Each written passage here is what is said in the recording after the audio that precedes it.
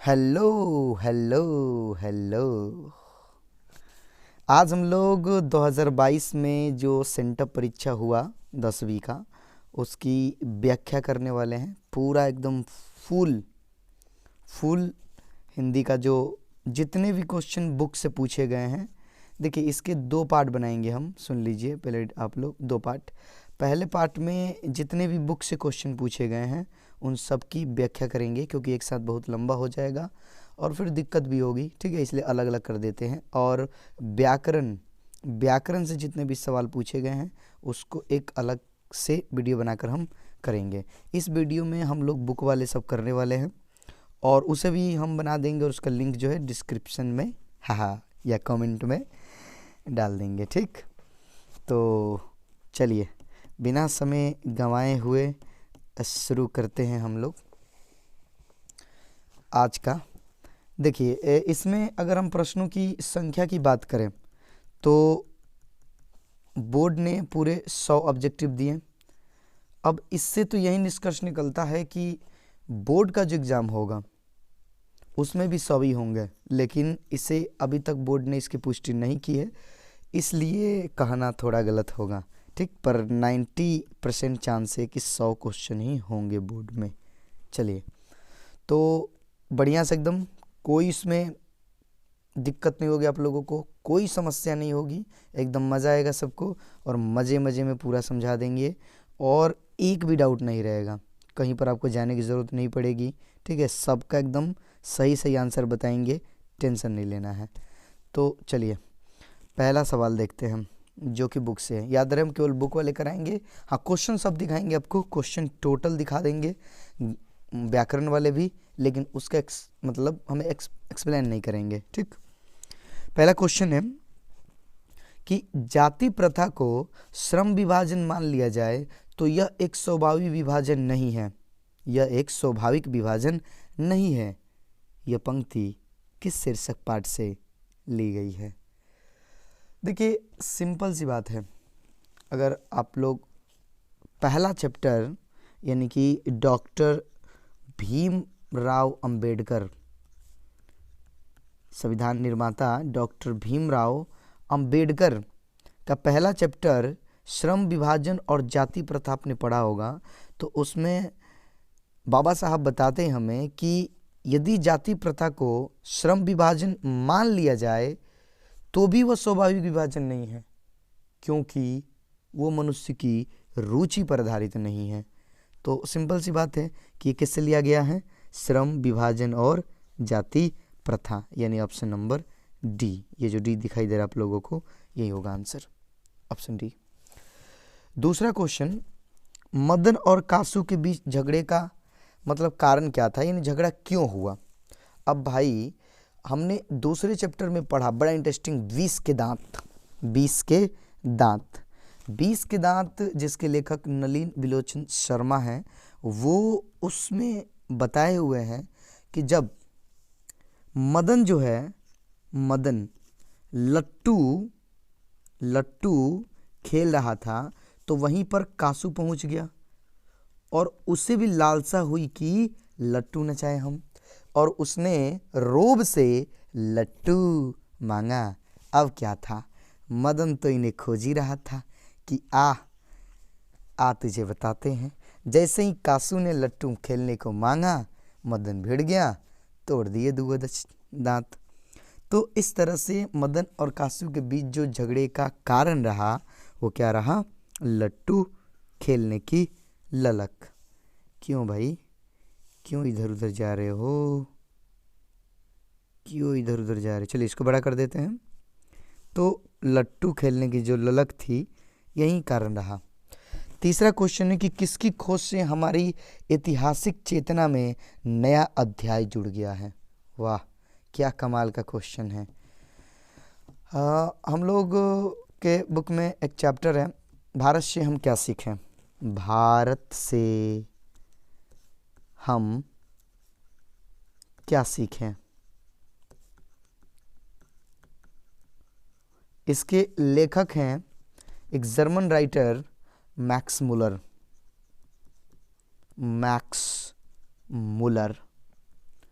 वो बताते हैं कि संस्कृत की खोज से ही हमारे ऐतिहासिक चेतना में एक नया अध्याय जुड़ गया है।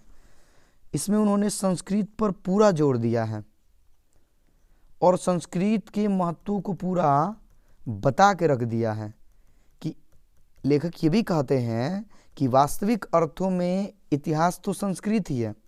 वो वास्तविक अर्थों में संस्कृत को ही इतिहास मानते हैं, संस्कृत को ही इतिहास मानते हैं वो। तो ज़रा सोचने वाली बात है कि जितना महत्व संस्कृत का मैक्स मुलर जी बताते हैं, काश उतना महत्व हमारे देशवासियों को पता होता तो आज संस्कृत की ये दुर्दशा नहीं होती। तो आंसर संस्कृत होगा। चलिए, इमोशनल नहीं होना है आप लोगों को। तो ये हो गया। अगले क्वेश्चन की तरफ बढ़ते हैं हम, और अगला क्वेश्चन जो है ये आपके सामने प्रस्तुत कर दिया गया है। क्वेश्चन है कि जहाज के डेक पर खड़े कितने वर्ष के सर जोन्स ने देखा कि सूर्य अप्रशांत सागर में डूब रहा है। चलिए, इस चीज को हम लेखक के शब्दों में ही सुन लेते हैं। लेखक महोदय यानी वही मैक्स मुलर बताते हैं कि कहते हैं कि भारत को सर विलियम जोन्स जैसे अभी ना जाने कितने स्वप्नदर्शियों की आवश्यकता है। जब अपने जहाज के डेक पर अकेले खड़े 37 वर्ष के सर जोन्स ने देखा था कि सूर्य अप्रशांत सागर में डूब रहा है, तो उनके पीछे इंग्लैंड की मधुर स्मृतियां, सुमधुर स्मृतियां तथा उनके सामने भारत की आशा जगमगा रही थी। तो जो सर जोन्स थे यानी सर विलियम जोन्स, उनका पूरा नाम है, वो 37 वर्ष के थे। तो आंसर हो जाएगा 37 वर्ष। उम्मीद है कि समझ में आ रहा होगा आप लोगों को। ये थोड़ा कुछ ज़्यादा ही बड़ा हो गया है, इसको थोड़ा कम कर लेते हैं। हो गया। चलिए, अगला सवाल। हजारी प्रसाद द्विवेदी को किस रचना पर साहित्य अकादमी पुरस्कार प्राप्त हुआ? आचार्य हजारी प्रसाद द्विवेदी, उनकी एक रचना है आलोक पर्व, उसी पर उनको साहित्य अकादमी पुरस्कार दिया गया है, याद रखिएगा। चलिए, अगले क्वेश्चन की तरफ रुख करते हैं हम लोग। अगला क्वेश्चन देखिएगा सब लोग। अगला क्वेश्चन है कि उच्च श्रृंखलता पशु की प्रवृत्ति है, स्व का बंधन मनुष्य का स्वभाव है। यह पंक्ति किस शीर्षक पाठ की है? हजारी प्रसाद द्विवेदी, हजारी प्रसाद द्विवेदी, उनकी एक रचना है नाखून क्यों बढ़ते हैं। नाखून क्यों बढ़ते हैं, उसी से ये लाइन ली गई है। उसी में लेखक महोदय बताते हैं कि मनुष्य जो है स्व बंधन जो है मनुष्य का स्वभाव है और उच्च श्रृंखलता पशु की प्रवृत्ति है। तो आंसर हो जाएगा नाखून क्यों बढ़ते हैं। ठीक, अगला क्वेश्चन ध्यान से पढ़िए आप लोग। महमूद गजनवी के बाद किन किन शासकों ने अपने सिक्कों पर नागरी शब्द खुदवाए? ऑप्शन आप लोग पढ़ते रहिए, हम ऑप्शन पढ़ के समय आपका बर्बाद नहीं करेंगे। चलिए, तो अगर हम इस चीज़ को लेखक के शब्दों में ही पढ़ें, लेखक के शब्दों में ही पढ़ें, गुणाकर मूल्य नागरी लिपि के लेखक हैं और लेखक महोदय बताते हैं कि महमूद गजनवी के बाद मोहम्मद गोरी, अलाउद्दीन खिलजी, शेरशाह आदि शासकों ने भी अपने सिक्कों पर नागरी शब्द खुदवाए। बादशाह अकबर ने एक ऐसा सिक्का चलवाया था जिस पर राम सीता की आकृति और नागरी लिपि में राम सी शब्द अंकित है। तो समझ तो गए होंगे कि महमूद गजनवी के बाद मोहम्मद गोरी, अलाउद्दीन खिलजी और शेरशाह ने नागरी लिपि में शब्द क्या किए? खुदवाए। Option A. अगला सवाल, बेतमा दानपत्र कब का है? बेतमा दानपत्र कब का है? ऑप्शन ध्यान से पढ़िए आप लोग, ऑप्शन ध्यान से पढ़िए। देखिए, जो बेतमा दानपत्र है बेतमा दानपत्र, ये रहा, ये ध्यान से। उसके साल उसी में जो अभी हम बता रहे थे आप लोगों को, नागरी लिपि जिसके लेखक गुणाकर मूल्य हैं, वो बताते हैं कि जो बेतमा दानपत्र है वो 1020 ईस्वी का है, 1020 ईस्वी का है। तो आंसर हो जाएगा ऑप्शन बी। अगला सवाल, कुहासा शीर्षक कहानी संग्रह किस लेखक की रचना है? कुहासा, क्या कमाल की रचना है कुहासा।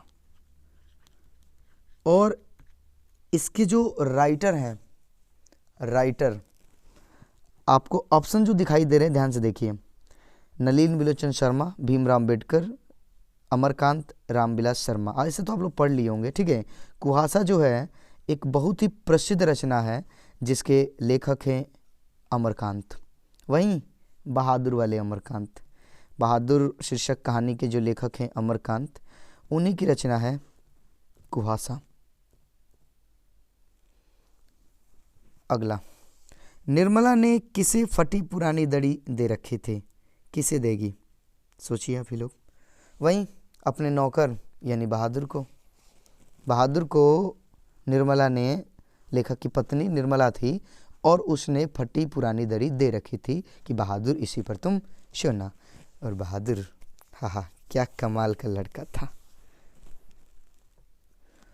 अगला क्वेश्चन, अंग्रेज कवि टेनिसन ने किस लैटिन कवि पर कविता लिखी थी?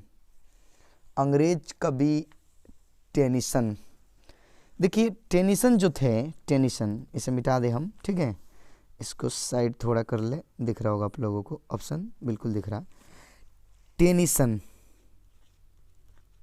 टेनी उल्टा हो गया रे रे रे रे, टेनिसन।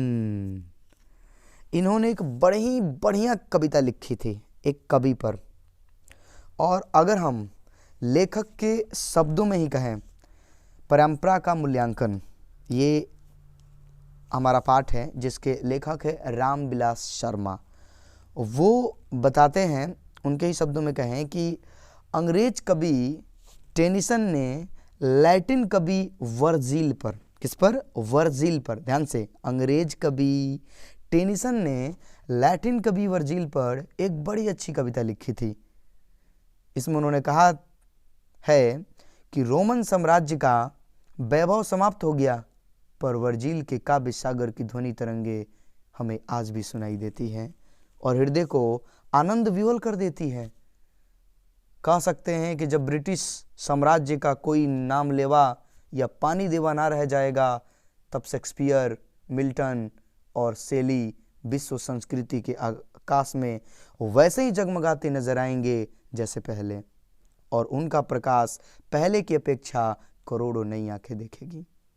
तो अंग्रेज कवि टेनिसन ने लैटिन कवि वर्जिल पर कविता लिखी थी। किस पर? वर्जिल पर। आंसर हो जाएगा वर्जिल। 12वां क्वेश्चन है कि बिरजू महाराज को संगीत भारती कौन लाया? देखिए, बिरजू महाराज को संगीत भारती कपिला जी लाई थी। कपिला जी बिरजू महाराज के लिए आती हैं और यह देखने के लिए आती हैं, चूँकि बिरजू महाराज पहले भी वहाँ गए हुए थे, तो वो वापस फेल हुए और मैट्रिक परीक्षा में फेल हो गए थे। दुख की बात है कि हमारे बिरजू महाराज मैट्रिक की परीक्षा में फेल हो गए थे। पढ़ाई में रुचि थी नहीं, उनका तो डांस वांस में रुचि था, ठीक है, तो कैसे पढ़ाई करते, फिर भी किए थे लेकिन फेल हो गए और लखनऊ जो है वापस आ गए। और वहाँ वापस आए तो ये जो कपिला जी थी, कपिला जी वहाँ पहुँची और देखी कि जो लड़का है वो आवारागर्दी तो नहीं ना करता है, घूमता उमता तो नहीं ना है, काम धंधा करता है कि नहीं करता है। पता चला कि अभी तो कुछ काम उम करता नहीं है, तो लेकर चली गई उनको दिल्ली संगीत भारती में। तो आंसर होगा कपिला जी, याद रहेगा। चलिए अगला सवाल, आंद्रे ब्रिंता, रेनेसा और पॉल एलवार ने मिलकर कितनी संयुक्त कविताएं अविन्यो में रहकर लिखी थी? अशोक वाजपेयी बताते हैं कि ये जो तीनों लेखक हैं बड़े प्रसिद्ध हैं, बड़े, आंद्रे ब्रिंता जो है प्रसिद्ध कवित्री रही हैं और ये तीनों मिलकर के उस समय लगभग 30 संयुक्त कविताएं लिखे थे लोग, 30 संयुक्त कविताएं। तो आंसर हो जाएगा हमारा 30। क्या हो जाएगा? 30। याद रखना होगा आप लोगों को। अगला कह रहा है कि पेड़ पर कमरा, पेड़ पर कमरा शीर्षक कहानी किसकी रचना है? देखिए हमारे बुक में एक कहानी है, बड़ा इंटरेस्टिंग है, मछली, जिसके लेखक हैं विनोद कुमार शुक्ल। विनोद कुमार शुक्ल, उनकी 2 कहानियां बड़ी फेमस हैं। एक है पेड़ पर कमरा, पेड़ पर कमरा, और दूसरा महाविद्यालय, महाविद्यालय। ये जो मछली कहानी है वो महाविद्यालय से ही ली गई है, और पेड़ पर कमरा उन्हीं का कहानी संग्रह है। तो आंसर हो जाएगा विनोद कुमार शुक्ल। अगला क्वेश्चन है कि ठंड से कौन कांप रहा था? वही विनोद कुमार शुक्ल के दुलड़ुआ बाबू संतू। संतू विनोद कुमार शुक्ल के छोटे भाई थे, और वहीं जो है ठंड से कांप रहे थे, क्योंकि भीग गए थे, बाजार से मछली ला रहे थे। बड़ी लालसा थी उनको पालने की कि पिताजी से एक मछली मांगेंगे, कुआं में डालेंगे, बड़ी होगी तो बाल्टी से निकाल कर खेलेंगे। पर इन्हें क्या पता था कि इनका सपना सपना ही रह जाएगा। तो संतू जो है ठंड से कांप रहा था। 16 नंबर क्वेश्चन की अगर हम बात करें तो 16 नंबर क्वेश्चन जो है यहाँ दिखा देते हैं आप लोगों को, ऊपर ले जा करके। क्वेश्चन है कि प्रख्यात शास्त्रीय गायिका गिरजा देवी के जीवन और संगीत साधना पर यतीन्द्र मिश्र द्वारा लिखी गई पुस्तक कौन सी है? कौन है इसमें?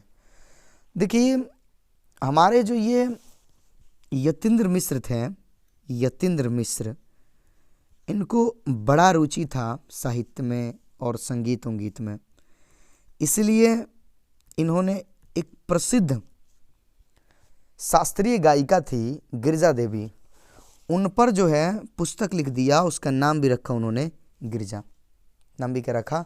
गिरजा। इन्होंने हमारे उस्ताद बिस्मिल्लाह खां के बारे में लिखा हुआ है, नौबत खाने में इबादत। चलिए अगला क्वेश्चन है कि शहनाई और काशी से बढ़कर कोई जन्नत नहीं इस धरती पर हमारे लिए। क्या पंक्ति है? एक बार और, एक बार और। शहनाई और काशी से बढ़कर कोई जन्नत नहीं इस धरती पर हमारे लिए, यह कथन किसका है?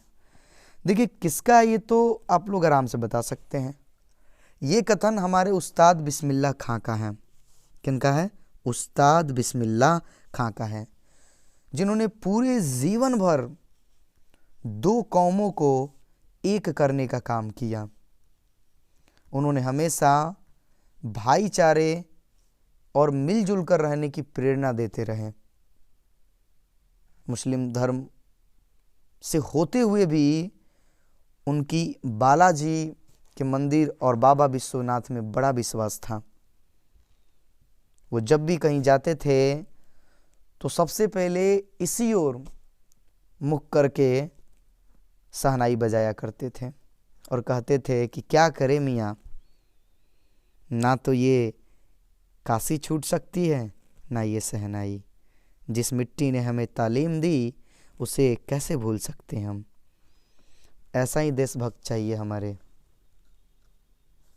इंडिया को। गर्व है हमें अपने उस्ताद बिस्मिल्लाह खां पे। चलिए तो बिस्मिल्लाह खां जो है कि ये लाइन है उन्होंने कही थी, बड़ा इंटरेस्टिंग है, याद रखिएगा। हमेशा उन्होंने हिंदू मुस्लिम को एक करने का काम किया और हर एक अच्छे इंसान ये करते आए हुए हैं, करते रहेंगे। बढ़ते हैं अगले सवाल की तरफ। क्वेश्चन है कि वकालत की पढ़ाई के लिए गांधी जी कहाँ गए थे? हाँ, गांधी जी वकालत की पढ़ाई करने के लिए लंदन यूनिवर्सिटी में गए थे। कहाँ गए थे? लंदन यूनिवर्सिटी, वकालत की पढ़ाई करने के लिए। फिर उसके बाद आए तो यूँ अंग्रेज़ों को धोए ना, उन्हीं के यहाँ सीख करके ये आंदोलन किए कि अंग्रेज देश छोड़ करके भाग गए। 19 नंबर क्वेश्चन है कि शिक्षा और संस्कृति शीर्षक पाठ साहित्य की कौन सी विद्या है? तो इसका तो नाम ही है भाई, शिक्षा और संस्कृति। इसमें लेखक ने शिक्षा यानी कि हमारे गांधी जी ने शिक्षा के बारे में बताया है, संस्कृति के बारे में बताया हुआ है कि हमारे देश की संस्कृति कैसी है और किस तरह की होनी चाहिए, बच्चों को किस तरह की शिक्षा दी जानी चाहिए, तालीम दी जानी चाहिए। तो ये सब उन्होंने बड़े ही सुंदर शब्दों में बताया हुआ है। तो ये एक शिक्षा शास्त्र है, शिक्षा शास्त्र है। 20 नंबर क्वेश्चन है कि भग्गू अगर नरेन घर में घुसे तो साले के हाथ पैर तोड़ कर बाहर फेंक देना, बाद में जो होगा मैं भुगत लूँगा। सर ये तो लिखा ही नहीं है, इसके आगे की लाइनें हैं। यह किसने कहा? देखिए ये मछली कहानी जो है उसी में ये लाइन बीच में अचानक एंट्री मार देता है। जब हम पढ़ते हैं तो हमें तनिक भी समझ में नहीं आता है कि आखिर क्यों लेखक के पिता इतने नाराज थे भग्गू से और हाथ पैर तोड़ने की बात कह रहे हैं उसके। तो ये लाइन जो है लेखक महोदय के पिताजी ने कही है, विनोद कुमार शुक्ल के पिताजी ने, पर क्यों कही है ये तो कहानी में भी पूरी तरीके से बताया नहीं गया है, इन इस चीज़ की पुष्टि नहीं की है। हालांकि अलग अलग लोग जो है इसका अलग अलग तर्क निकालते हैं और एक बार तो बोर्ड ने क्वेश्चन पूछा भी था, तो इसके बारे में हम बात नहीं करते हैं। चलिए, तो पिताजी ने कही थी कि जो भग्गू है, सॉरी भग्गू बोल रहे, माफ़ कीजिएगा, नरेन, अगर पहले भी बोले हो तो माफ़ कीजिएगा, भग्गू उनका नौकर था और नरेन अगर घुसे तो उसके जो है हाथ पैर तोड़ने को कह रहे थे अपने नौकर से। चलिए, तो अब यहाँ से देखिए ये व्याकरण शुरू हो गया है। हम व्याकरण की तनिक भी बात नहीं करेंगे, आप बस क्वेश्चन देखते जाइए व्याकरण के। हाँ अरे करेंगे, काहे नहीं करेंगे, अरे भाई टेंशन ना लो, ज़रूर करेंगे, उसका भी करेंगे। चलिए, तो यहाँ पर जो ये दिखाई दे रहा है, इसको छोटा कर देते हैं हम। अहंकार शब्द का संधि विच्छेद निम्न में कौन शुभ? जल्द जल्द एकदम लिंक जो है डाल भी दिए होंगे, आप देख भी लीजिए। अरे अभी नहीं यार, अभी कहाँ जा रहे हो, अभी इसे पूरा देखो, पूरा देखो। मज़ा आ रहा है कि नहीं आ रहा है बताते रहो, आप लोग कमेंट करो यार, तब ना मज़ा है। तो ये सब व्याकरण ही है, देख लो आप लोग, व्याकरण ही है। आगे यहाँ भी व्याकरण ही है, यहाँ इसके बाद हाँ इससे यहाँ से 41 नंबर से जो है फिर हमारे बुक का सवाल शुरू होता है।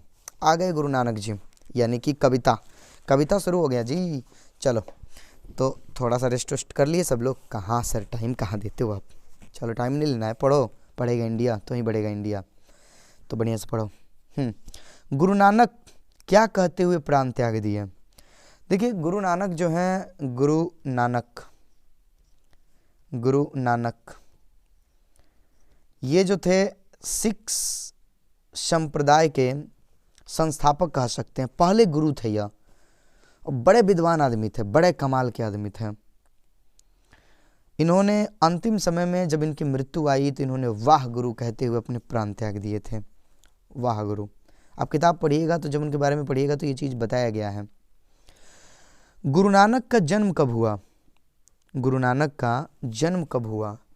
देखिए गुरु नानक जी का जो जन्म है वो 1469 में हुआ था, 1469 में। तो ये चीज़ आप लोग याद करना पड़ेगा। देखिए जन्म तो आपको याद ही करना पड़ेगा, और कोई चारा है ही नहीं।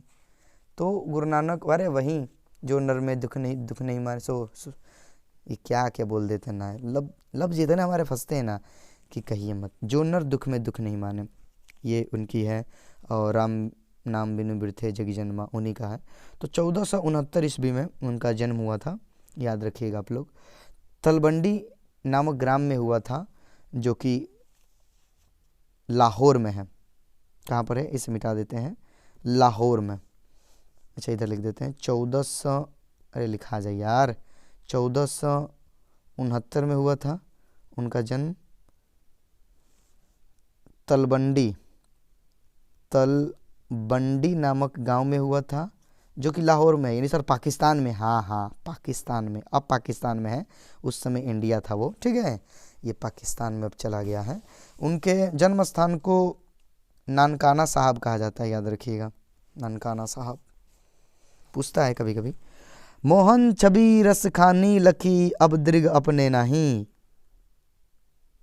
किस कविता की पंक्ति है?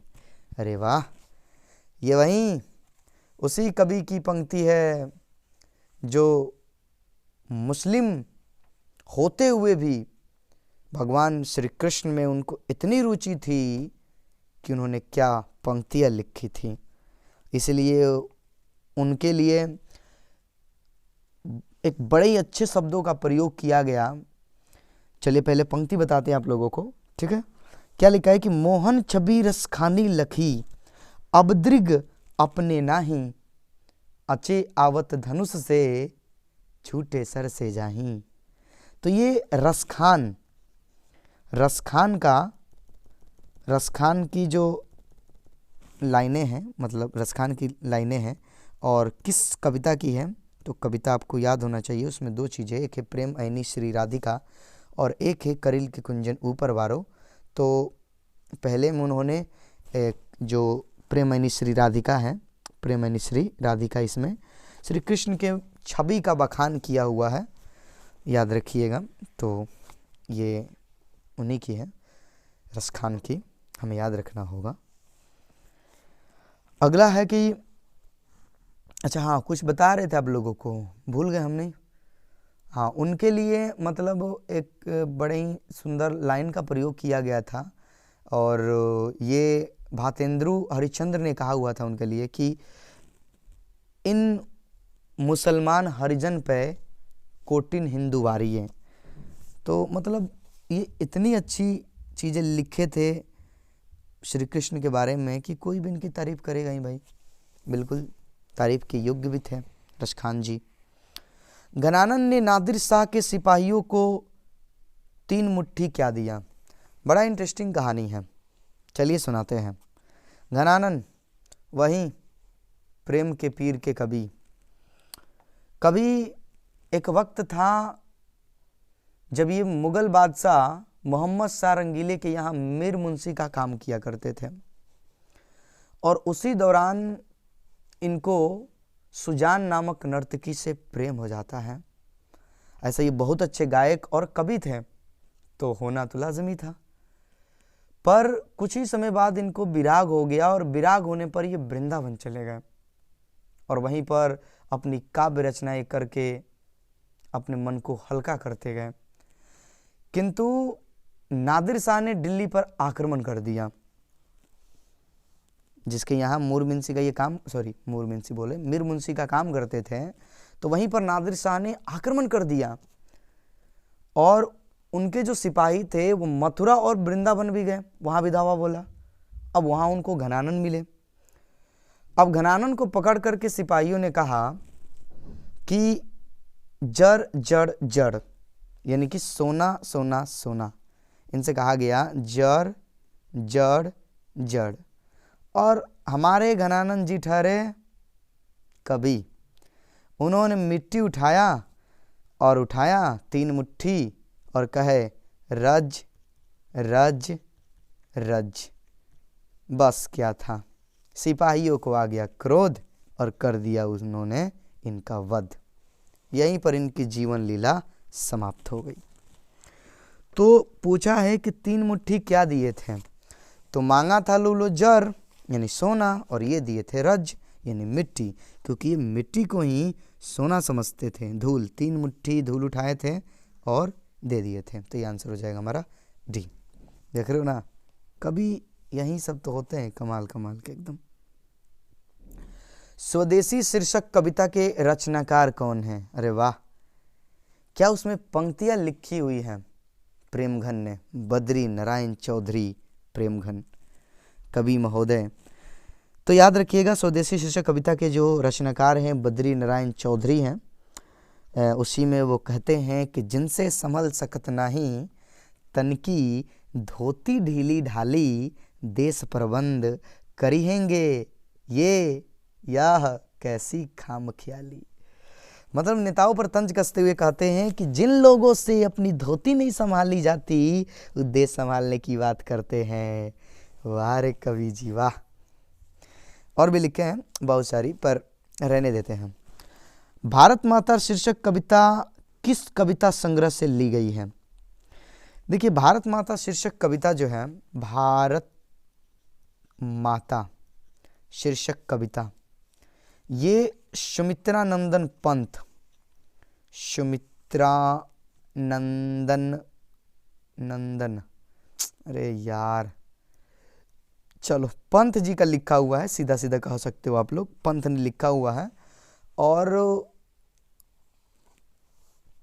ये कहोगे सुमित्रा नंदन पंत, ठीक, पंत भी लिख दें, पंत का लिखा हुआ है। एक बहुत बड़े कवि हैं, छायावादी कवि हैं, याद रखिएगा, छायावादी कवि हैं। कौन कवि हैं? छायावादी, कई बार पूछा भी है, सुमित्रा नंदन पंत कैसे कवि हैं? छायावादी कवि हैं। तो कह रहा है कि इनकी जो कविता है भारत माता, वो किस कविता संग्रह से ली गई है? ग्राम्या, ग्राम्या से ली गई है, आपको याद रखना होगा। अगला भी इसी पार्ट से पूछा गया क्वेश्चन, दैन जरित अपलक नत चितवन अधरो में चिर नीरव रोदन, यह पंक्ति किस कविता की है?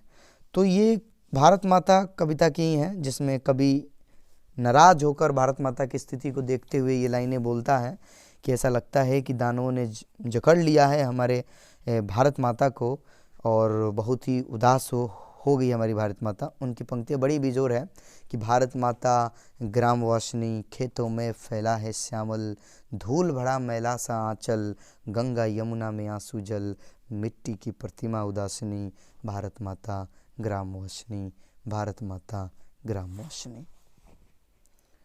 तो भारत माता शीर्षक कविता से लिया गया है। अगला कह रहा है कि परशुराम की प्रतीक्षा किसकी रचना है? देखिए, चाहे परशुराम की प्रतीक्षा हो, चाहे हुंकार हो, चाहे कुरुक्षेत्र हो, ये जितने भी ऐसा लग रहा है कि जो एकदम पावरफुल रचनाएं हैं, ये हमारे राष्ट्रकवि रामधारी सिंह दिनकर की रचनाएं हैं। दिनकर, अरे वही बिहारी जिसने जब हमारा देश आज़ादी के करीब था तो ये हुंकार वाली रचनाएं रची थी उन्होंने कि कहिए मत। क्या लिखे थे कि सिंहासन खाली करो कि जनता आती है, सिंहासन खाली करो कि जनता आती है। तो याद रखिएगा, परशुराम की प्रतीक्षा हो या फिर हुंकार हो, कुरुक्षेत्र हो, ये सब रचनाएं इन्हीं के हैं। इनका दो इंटरेस्टिंग रचनाएं भी हैं। एक है संस्कृति के 4 अध्याय, संस्कृति के 4 अध्याय, सब देखते रहिए, मज़ा आएगा आप लोगों को।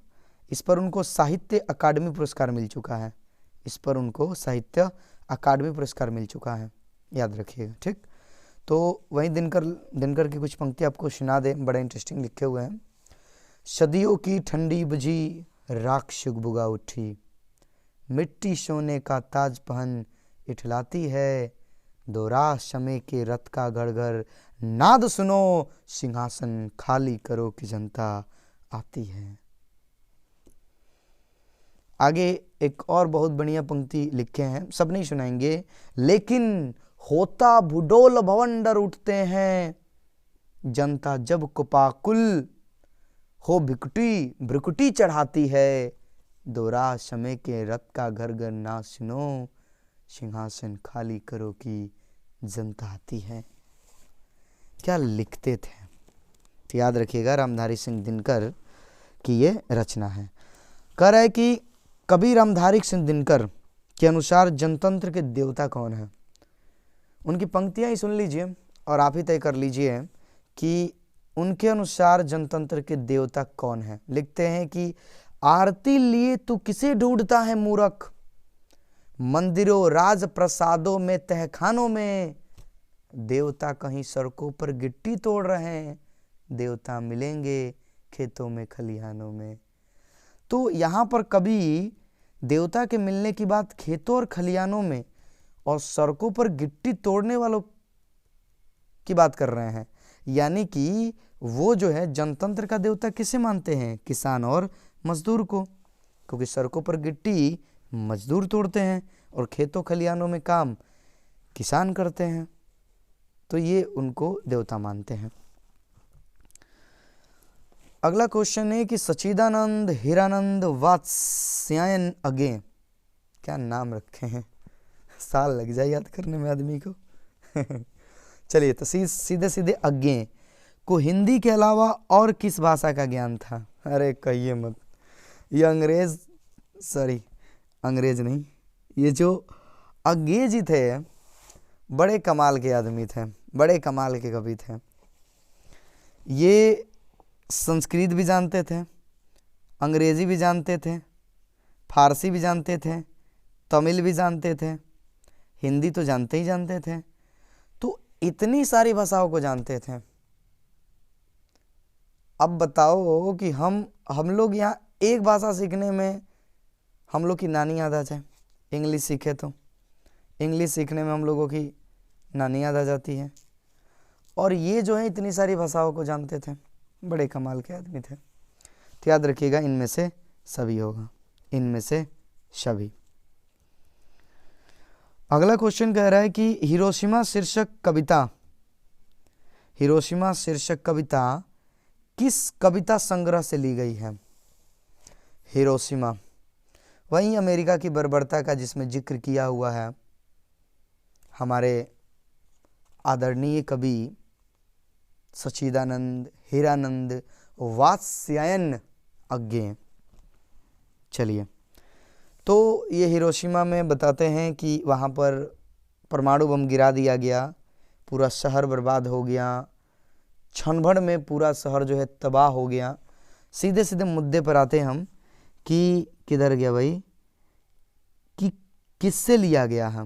हिरोशिमा शीर्षक कविता किस कविता संग्रह से लिया गया? याद रखिएगा, उनकी जितनी भी कविताएं हैं सभी कविताओं का एक संग्रह है, सभी कविता का संग्रह।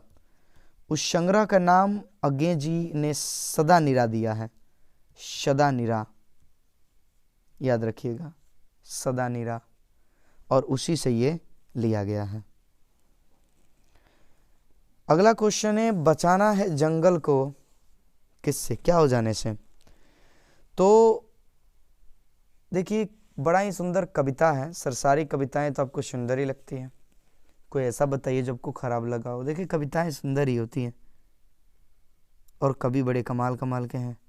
तो एक वृक्ष की हत्या, जिसके राइटर कुंवर नारायण हैं, कवि माफ कीजिएगा राइटर बोल दिए, वही समझ जाइए। तो एक वृक्ष की हत्या जो है, लिख देते हैं हम, एक वृक्ष की हत्या, एक वृक्ष की हत्या, इसके जो कवि हैं वो हैं कुंवर नारायण। सारे चीज ध्यान करते जाइए आप लोग, नारायण।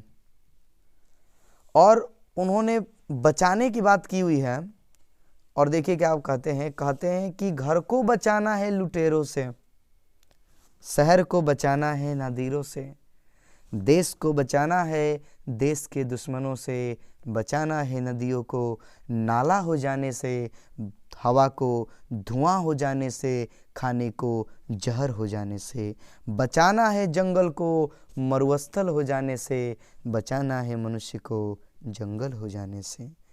तो कह रहे बचाना है जंगल को मरुस्थल हो जाने से, क्योंकि जिस तरह से जंगलों की यानी पेड़ पौधों की कटाई की जा रही है, एक दिन सारे के सारे जंगल जो है मरुस्थल में बदल जाएंगे। इसलिए कभी कहते हैं कि बचाना है जंगल को मरुस्थल हो जाने से, बचाना है मनुष्य को जंगल हो जाने से। बीरेन डंगवाल के अनुसार हमारी नींद में क्या चलता रहता है? देखिए, बीरेन डंगवाल कहते हैं कि भले ही हम सोए हैं, हम आलस हैं, सोने का मतलब यहाँ पर सोना ही नहीं है, आलस को उन्होंने बताया हुआ नींद। तो हम भले ही आलस में सोच रहे हैं कि ये करेंगे वो करेंगे, कुछ कर नहीं रहे जीवन में, बस सोचे जा रहे हैं, जैसे आप करते कुछ नहीं हो, सोचते रहते हो। चलिए अब सोचनी करो, और करो सोचना बंद करके। तो कह रहे हैं कि क्या चलता रहता है हमारी नींद के बावजूद भी? तो देखिए भले ही आप कुछ करें ना करें पर जीवन तो चलता ही रहता है, तो आंसर जीवन होगा। कवित्री अनामिका कहाँ की रहने वाली है? अरे यार ये क्या सवाल पूछ दिया, इसे कौन नहीं जानता है? कवित्री अनामिका, जो अनामिका है, अनामिका वो हमारे बिहार की रहने वाली हैं, और बिहार में उनका जन्म मुजफ्फरपुर में हुआ था, मुजफ्फरपुर ज़िले में। तो याद रखिएगा वो एक बिहारी हैं दिनकर की तरह, तो बिहार में उनका जन्म हुआ था। अगला क्वेश्चन, पहली विफलता पर छलके ये आंसू है शायद प्रथमाक्षर सृष्टि की विकास कथा के। ये अनामिका जी ही लिखती हैं कि पहली विफलता पर जब बेटे को क सिखाया जाता है, किसी को भी अक्षर ज्ञान सिखाया जाता है तो नहीं सीख पाता है, और इस क्रम में उसकी आंखों से आंसू आ जाते हैं। तो पहली विफलता पर जो ये आंसू है, यही पूरे सृष्टि का, पूरे दुनिया का मतलब कथा है विकास का। तो ये अक्षर ज्ञान से लिया गया है, अनामिका का लिखा हुआ है ये कविता। जीवनानंद दास का निधन कितने वर्ष की उम्र में हुआ? याद रखिएगा जीवनानंद दास का निधन जो है 55 वर्ष की उम्र में, 55 वर्ष की उम्र में हो गया था एक कार एक्सीडेंट में। जहाँ तक हमको पता है कार एक्सीडेंट में जीवनानंद दास जो है चल बसे थे, बहुत दुख की बात है। चलिए जीवनानंद दास। झरा पालक किसकी रचना है? देखिए झरा पालक जो है उन्हीं की रचना है, जीवनानंद दास की।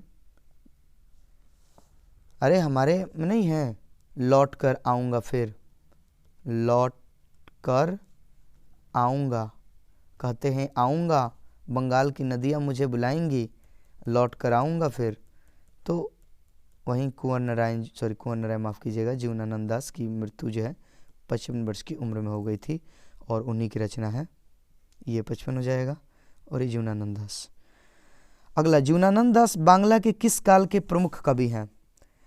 देखिए बांग्ला में प्रसिद्ध कवि में तो रविंद्रनाथ टैगोर ही हैं, पर रविंद्रनाथ टैगोर के बाद ये ज़्यादा प्रसिद्ध रहे, तो ये रविंद्रोत्तर काल के कवि हैं, यानी उनके बाद के कवि हैं, रविंद्रोत्तर काल के कवि हैं जीवनानंद दास। टेल्स ऑफ ऑलमाइटी क्या है? अरे ये एक जर्मन कवि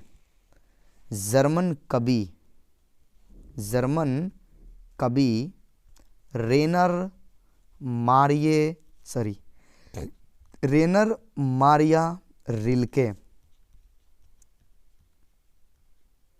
का कहानी संग्रह है। क्या है? कहानी संग्रह है, यह उनका कहानी संग्रह है, टेल्स ऑफ ऑलमाइटी, कहानी संग्रह, आंसर होगा बी। अगला, रेनर मारिया रिल्के का जन्म कब हुआ? रेनर मारिया रिल्के, देखिए रेनर मारिया रिल्के का जन्म जो है याद रखिएगा जर्मनी में हुआ था उनका जन्म, यानी वो जर्मनी में, ऐसे ऑस्ट्रिया में उनका जन्म हुआ था, ऑस्ट्रिया में, जो कि अब जर्मनी में पड़ता है, इसलिए हम कह सकते हैं उनको जर्मन कवि। वो जर्मन भाषा के थे भी, यानी जर्मन भाषा ही जानते थे। तो पूछ रहा है कि उनका जन्म कब हुआ था, कहाँ हुआ था, अगर ये पूछा जाए तो याद रखिएगा, लेकिन कब हुआ था तो ये थोड़ा हमको भी कन्फ्यूज़न है, पर शायद 1875 में हुआ था उनका जन्म। फिर भी हम देखकर पुष्टि कर ले रहे हैं, रुक जाइए आप लोग, थोड़ा सा किताबों तो खोलना पड़ेगा। 1875 में हुआ था, यहाँ शायद लड़के ठीक भी किया हुआ है तो कंफर्म है। 1875 में रेनर मारिया रिल्के का जन्म हुआ था ऑस्ट्रिया में, जो अब जर्मनी में पड़ता है। अब तो यहाँ से व्याकरण है कि वैतनिक शब्द का विलोम, अपना उल्लू सीधा करना, मुहावरे का अर्थ, तो ये व्याकरण वाले हिस्से में आपको हम बता देंगे। चलिए हटाते हैं इसको, ये सब व्याकरण नहीं है, देख लीजिए आप, देख लीजिए स्क्रीनशॉट लेकर के देख लीजिए। व्याकरण हाँ आ गया। हाँ तो ये दूसरे किताब से है, जो वर्णिका हमारा किताब है, जो छोटा सा, जिसमें 5 कहानियाँ हैं, अलग अलग भाषाओं से ली गई हैं, गुजराती से, उड़िया से, चलिए कन्नड़ से। दही वाली मंगमा शीर्षक कहानी का अनुवाद किसने किया है? देखिए दही वाली मंगमा जो है बारी से दही बेचा करती थी। मंगमा बारी से दही बेचा करती थी बेंगलोर के शहरों में। बेंगलोर के शहरों में जो है बारी से दही बेचा करती थी। क्या हो गया भाई, चल क्यों नहीं रहा है? तो कह रहे कि दही वाली मंगमा शीर्षक कहानी का अनुवाद किसने किया है? इसका अनुवाद जो है B.R. नारायण ने किया है, क्योंकि ये जो कहानी है कन्नड़ भाषा में है, कन्नड़ भाषा में, जिसका हिंदी रूपांतरण जो है B.R. नारायण ने किया। अगला क्वेश्चन उसी पाठ से है, उसी कहानी से है, दही वाली मंगमा से, जिसके लेखक जो हैं कौन है? श्रीनिवास। याद रखिएगा, दही वाली मंगमा कहानी के लेखक कौन है? श्रीनिवास। श्रीनिवास। इसका हिंदी रूपांतरण B.R. नारायण ने किया है। अगला क्वेश्चन है कि माँ जी सोने जैसा बेटा पैदा किया है, ऐसा किसने कहा? देखिए, उस कहानी में क्या होता है कि जब मंगमा दही बेचने के लिए बेंगलोर जाती है तो वहाँ पर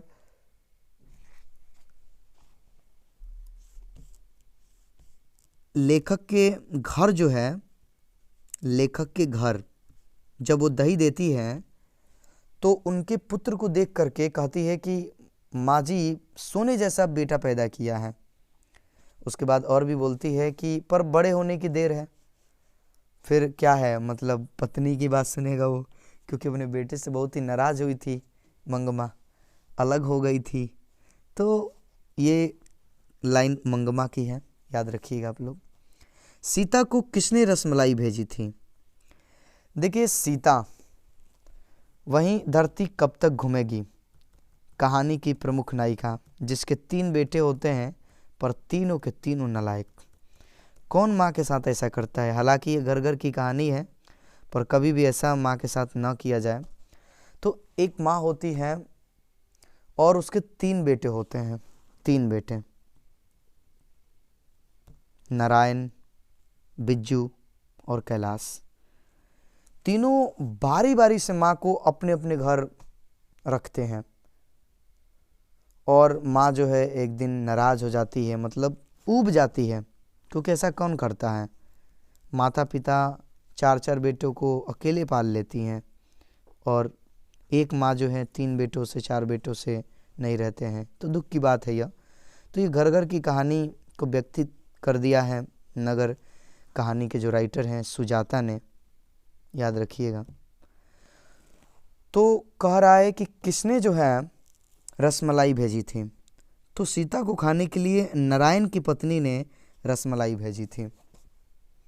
उसके लड़के का शायद जन्मदिन था और उसने रसमलाई भेजी हुई थी।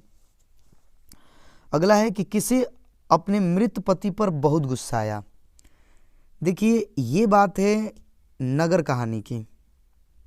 बल्ली यमाल जब अपने बेटी पापत्ती को नगर ले जाती है, शहर ले जाती है मदुरै, तो वहाँ जब हॉस्पिटल में उसे कुछ अस्पताल पहुँचती है तो उसे कुछ समझ में नहीं आता है, पढ़ी लिखी नहीं होती है तो कुछ समझ में नहीं आता है, तो उसको अपने पति पर गुस्सा आता है कि आज अगर होते तो इसे लेकर आते। तो याद रखिएगा, बल्ली यमाल को अपने पति पर बहुत गुस्सा आया। बेटी को अस्पताल में नहीं, बेटे के घर छोड़े जा रही हैं, ऐसा मानिएगा। यह पंक्ति किस शीर्षक पाठ की है? देखिए, पहली बात तो कन्फ्यूज़न नहीं होना चाहिए कि यह पंक्ति जो है ये बल्ली यमाल वाले चैप्टर से नहीं है, क्योंकि यह पंक्ति माँ कहानी से है। वही कहानी जिसमें बेटी से एक माँ इतना प्यार करती है कि अंत में वो खुद भी पागल हो जाती है, एक पागल बेटी के कारण। माने उसके प्यार में, कारण नहीं कह सकते हैं, माफ़ कीजिएगा, उसकी लगाव में, वो इतना उससे लगाव रखती है कि तो जब वो पागल खाने में भर्ती करने के लिए अपनी बेटी को ले जाती हैं तो वहाँ का जो डॉक्टर होता है बड़ा अच्छा होता है। वो कहता है कि बेटी को अस्पताल में नहीं बल्कि बेटे के घर छोड़े जा रही है, यह समझिएगा माँ जी। तो ये कहानी जो है, ये बात जो है माँ कहानी से ली गई है ताकि माँ को थोड़ा सा संतोष हो। लेकिन कहाँ, घर आती है और माँ पागल हो जाती हैं। शहरों में रोज आकर दही देना और महीने के बाद पैसे लेने को क्या कहते हैं? तो इस चीज़ को बारी कहा जाता था। बेंगलोर के शहरों में मंगमा दही देती थी और वहाँ इसे बारी कहा जाता था। उड़ीसा सरकार के वाणिज्य एवं यातायात विभाग में विशेष सचिव कौन थे? देखिए, हमारे कहानी में एक उड़िया कहानी है, 5 कहानी में कहानी है उड़िया कहानी, जिसमें उड़ीसा को बाढ़ ग्रसित दिखाया गया है। ढहते विश्वास, ढहते विश्वास। इसके लेखक जो हैं 7 कोड़ी होता है, 7 कोड़ी होता।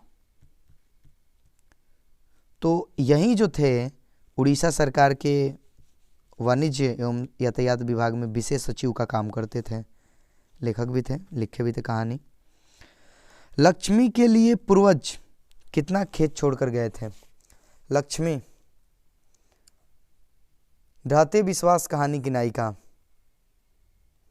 जिसने अंतिम समय तक भी हिम्मत नहीं हारा, लेकिन बाढ़ आखिर आया और इसका बेटा जो है खो गया, छोटा जो गोद में था।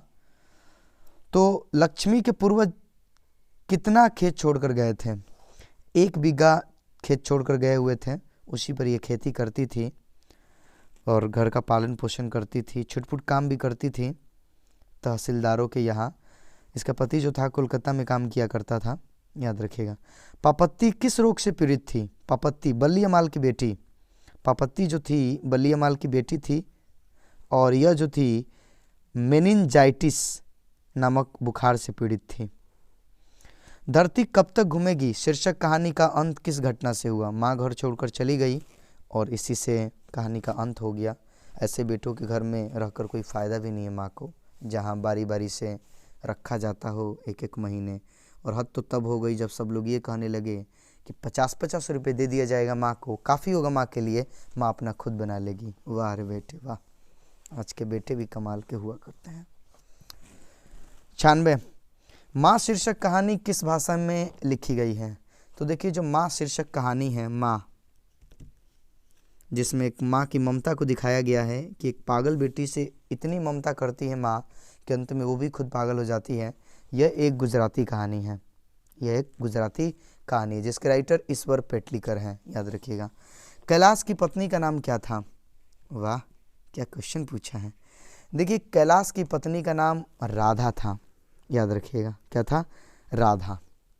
उसमें 3 थी लोग, एक राधा, एक पुष्पा और एक भौड़ी थी। तो कैलाश की पत्नी राधा थी। बल्लीअमाल को कितने नंबर वाले कमरे में जाने के लिए कहा गया? देखिए, बल्लीअमाल जब अपने बेटी पापत्ती को लेकर जाती है तो उसे कहा जाता है कि आप जो है 48 नंबर के कमरे में चले जाइए। तो 48 नंबर के कमरे में ढूंढती है, ढूंढते ढूंढते उसे शाम हो जाता है। आखिर बेटी का इलाज भी नहीं होता है, जबकि बड़े डॉक्टर ने कहा भी होता है। तो ये नगरों की व्यवस्था है, इसलिए इस चीज़ को दिखाया हुआ है नगर कहानी के राइटर सुजाता ने। माँ जी और उनका पुत्र किस गाड़ी में बैठकर विदा हुए? तो ये कहानी जो है ये बात जो है माँ से है। माँ अपनी बेटी को अस्पताल में भर्ती कराने के लिए, ताकि उसका पागलपन ठीक हो जाए, बैलगाड़ी में बैठ करके जाते हैं ट्रेन पकड़ने के लिए। काला पानी किनका लोकप्रिय उपन्यास है? याद रखिएगा, काला पानी जो है ईश्वर पेटलीकर का एक प्रसिद्ध उपन्यास है। और ये एक उपन्यासकार भी हैं, ईश्वर पेटलीकर कहानीकार भी हैं, दोनों हैं। तो इनका एक उपन्यास से बड़ा ही फेमस काला पानी, ईश्वर पेटलीकर, जो माँ कहानी के लेखक हैं। तो ये आपके टोटल क्वेश्चन हो गए। उम्मीद है कि हमने बेहतरीन आपको समझाया होगा, सारे क्वेश्चन एकदम बढ़िया से समझाया होगा और नई नई जानकारी भी आपको दी होगी। हालांकि हमने ज़्यादा समय ले रखा, लेकिन पूरा आपको विस्तार से व्याख्या करना था तो समय तो लगना ही था। तो मज़े से पढ़ते रहिए आप लोग, ठीक है। और अब आप लोग को जो व्याकरण वाला है उसे भी आप लोग देख लीजिएगा, लिंक होगा कहीं ना कहीं, खोज लीजिएगा, या तो क्या बोलते हैं उसको, डिस्क्रिप्शन में या फिर कमेंट बॉक्स में देख लीजिए, कहीं देख लीजिए। चलिए ठीक है, तो मज़े से पढ़ते रहिए, पढ़ेगा इंडिया तो ही बढ़ेगा इंडिया, और खूब पढ़िए बचे हुए समय में, क्योंकि अब तो सेंटर परीक्षा भी हो गया, अब जल्द भी बोर्ड का भी परीक्षा होगा और आप लोग अच्छा करोगे, उम्मीद करते हैं। आपको सारे क्वेश्चन बढ़िया बढ़िया हम पढ़ा देंगे, ठीक है, और रेगुलर भी हो जाएंगे, टेंशन ना लीजिए, बहुत जल्द जल्द वीडियो लेकर आएंगे, थोड़ा भी डिस्टर्ब चल रहे हैं हम। तो चलिए चलते हैं।